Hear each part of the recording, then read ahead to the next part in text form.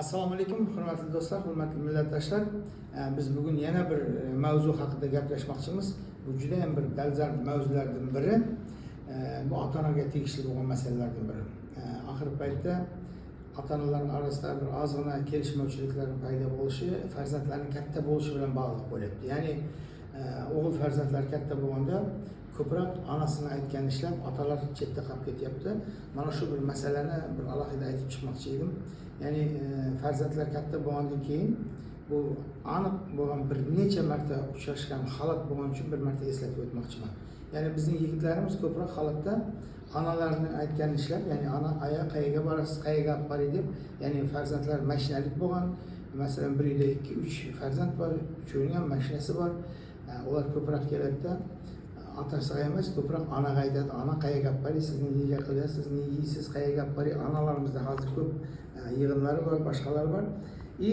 Farzandlar, o'g'il farzandlar ko'proq onani har turli yerga olib ketib qolyapti-da, ota qolib ketyapti. Ota, ya'ni ayol kishi ham, men bir yoqqa boradigan bo'lsam, dadang ovqatini berib qo'y, dadang holatiga qarab qo'y degan masala bo'lmayapti-da, otalar qolib ketyapti. Shuning uchun bu masala juda ham bir kerakli masala bo'lgani uchun buni birinchi masala qo'yib aytyapmiz.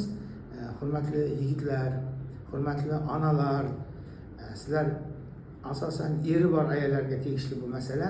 Sizlar erlaringizni, ya'ni 55, 60, 70 ga yoshlar to'lgan otalarni tashlab ketishni to'xtatish kerak. Ya'ni farzandlar agar onasini qayerga olib bormoqchi bo'lsa, yaxshisi otasi bilan qo'shib olib borsin. Bozorga olib boradimi, kafega olib boradimi, dalaga chiqib aylantiradimi, yoki bo'lmasa otaning sharoitini hammasini ishlab qo'yib keyin chiqish kerak. Ya'ni 2-3 holatda ustidan chiqib qoldik. Kelib farzandingiz kerak edi desak, uyda ota o'tiribdi. O'g'lingiz qani desak, bilmadim, onasi bilan mazani kechgacha axir vaqt shunday bo'lib qoldi. Onasi bilan yuribdi. Bizlarga mana choy beradigan, ovqat beradigan odam yo'q. Kelinlarning hammasi ishga ketgan. Bolalar o'zi bilan o'zini yeyveradilar.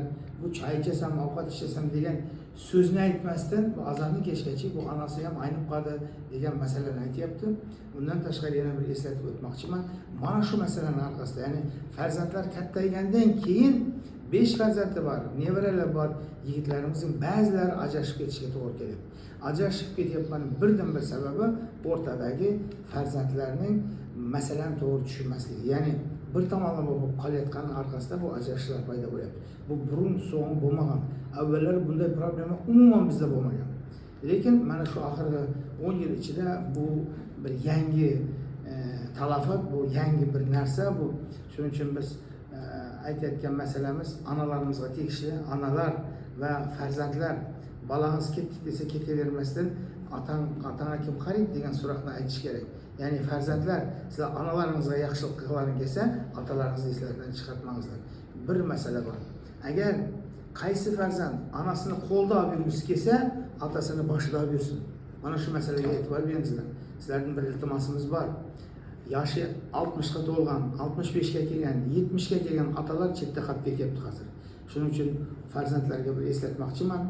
Kimning dadasi bo'lsa, dadalaringizga qarashni esdan chiqartmangizlar. Bizlarga o'xshagan vozirda mayli endi o'zini yoqqa qaraydigan, o'ziga o'zi chamasi keladigan yigitlar, 60 yoshda otalar, 65 da otalar, 70 da otalar, ba'zi birovlar o'ziga qaray oladi, lekin juda ham ko'pchiligi pensiyasini bolasini qo'lga berib qo'ygan, pensiyasini kelini qo'lga berib qo'ygan otaxonlar bu juda ham qarovsiz qilib ketyapti. Oxirgi vaqtda mana shu masalaga sizlar e'tibor bersangizlar deb sizlar uchun bir alohida bir eslatma qilyapmiz. Atrofda shundaylar bormi? Bir-birimizga eslating, do'stlar, yigitlar, dadangga qarayapsanmi degan bir masalalarni aytib qo'yishimiz kerak. Bizning xalqimiz oilalar buzilmasligi kerak, yaxshi yashash kerak. Shuning uchun ba'zi bir hadislarni noto'g'ri tushunayotgan, ya'ni onang aytgan ishlar, onangni aytgan ishlar, onang 3 marta onangni aytgan ishlar, keyin otang aytgan ishlaysan degan narsani to'ppa-to'g'ri qabullayapman. Yigitlarga bu eslatma bo'lsin. Hammangizga tinchlik, omonchilik, yaxshilik tilab qolamiz.